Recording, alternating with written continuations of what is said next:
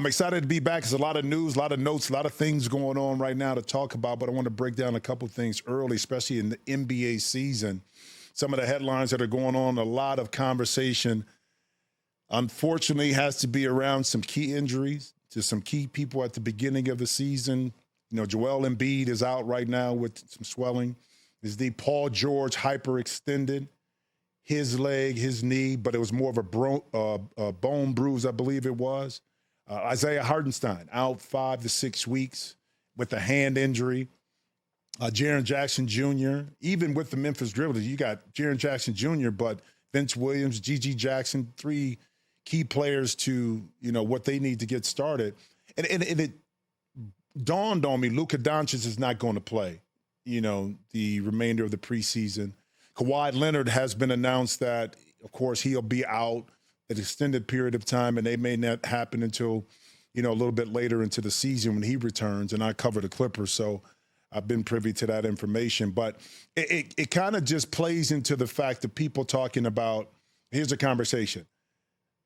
Is preseason relevant enough to continue to go on in its current format for people to play with injuries being at the forefront? I mean, I guess you can talk about that with football as well in regards to the preseason, to key players play. And I'm kind of up in the air about it because at the beginning of the season, you want, and TV wants, and fans want, to be able to have your stars on the court at the beginning of the season. Injuries happen. Sometimes, like Isaiah Hartenstein, the hand injury, something you can't prevent. Paul George's may be a little bit different. He's 34 years old, a lot of wear and tear in the body. He's had injuries in the past. Maybe that injury doesn't happen to a 24-year-old. We don't know. But being in that situation in preseason now pushes his timetable to start up again and kind of see where they're at. Philly, you know, vying for a championship. And I go back and forth with it all the time. Like, in order to play and play at a high level, you got to be on the court. But then there's always been an intrinsic risk of injury. I don't care what sport it is. I don't care how hard you train, what you do to prevent it. Some things just happen. When you come down on somebody's ankle, I don't care how much training you've done for that, you can't prevent that. Now, what you can prevent is the severity at times of it because of your training, but it's hard to avoid it. So does the NBA, are teams discussing the relevancy of preseason? They've cut the number of games down. They cut how much you go to camp, and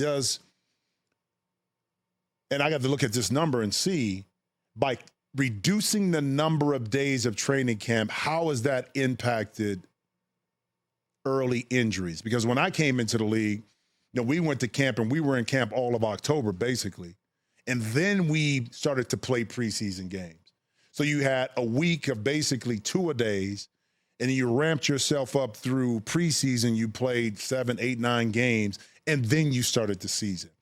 So I'm going to have to start to do my research a little bit more to see the impact of lessening training camp, and does that result into more early injuries for players? Check out new episodes of The Jim Jackson Show every Thursday. Watch on the Rich Eisen Show YouTube page. Follow the show on Instagram at Jim Jackson Show, or listen wherever you get your podcasts.